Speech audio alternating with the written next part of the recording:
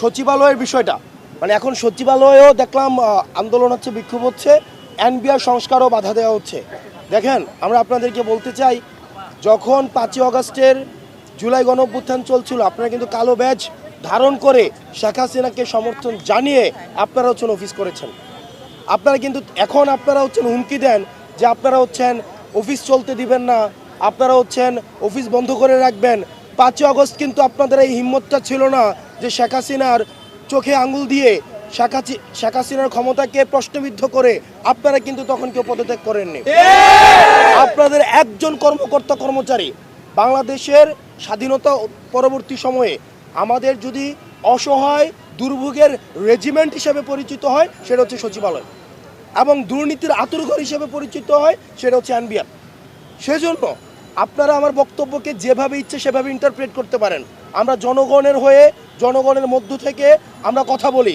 আপনারা 5ই আগস্ট পর্যন্ত আমরা কঠিন ভাষায় শক্ত ভাষায় বলতে চাই, 5ই আগস্ট পর্যন্ত আমরা দেখেছি যদি হাসিনা না পড়তো, যদি ফ্যাসিবাদ সরকার টিকে যেত, আবার ঠিক কিন্তু আপনারা এই ফ্যাসিবাদী সরকারের পদলেহন করে, এই আওয়ামী লীগ সরকারের পদলেহন করে কিন্তু আপনারা আবার চাকরি করতেন। সুতরাং আপনারা যদি এই 5ই আগস্ট পরবর্তী বাংলাদেশে আপনারা জনগণের মুখোমুখি দাঁড়িয়ে আপনারা যদি এই সরকারকে আপনারা হুমকি দেন, ধামকি দেন যে এই সরকার সংস্কার কার্যক্রম যদি করে থাকে তাহলে সেটিকে আপনারা বাধা দিবেন। আপনারা মনে রাখবেন, এই জনগণ আপনাদের বিকল্প খুঁজে নেবে। 5ই আগস্ট পর্যন্ত আপনাদের একজনেরও কোন সচিবালয়ের কোন সচিব, কোন কর্মকর্তা, কোন কর্মচারী কি পদত্যাগ করেছিল? একজন কি পদত্যাগ করেছিল? এই যে রাস্তার মধ্যে সন্তানদেরকে, সাধারণ নাগরিকদের এইভাবে যে রাস্তার মধ্যে গুলি করে হত্যা করছিল, একজন সচিব, একজন আমরা রাষ্ট্রের একজন নাগরিক, একজন সরকারি চাকরিজীবী কি পদত্যাগের কোনো খবর এসেছে? আজকে যখন দেখবেন সরকার কার্যক্রম শুরু করেছে, তারা বাধা হয়ে দাঁড়াচ্ছে যেখানে সহযোগিতা করার দরকার ছিল।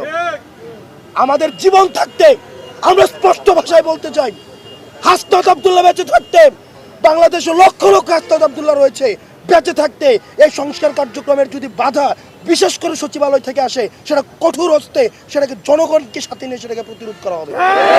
আপনারা এটা ভাববেন না যে আপনাদের বিকল্প নাই, জনগণ বিকল্প খুঁজে নেবে। সুতরাং সরকারকে সহযোগিতা করুন, সংস্কার কার্যক্রমকে সহযোগিতা করুন।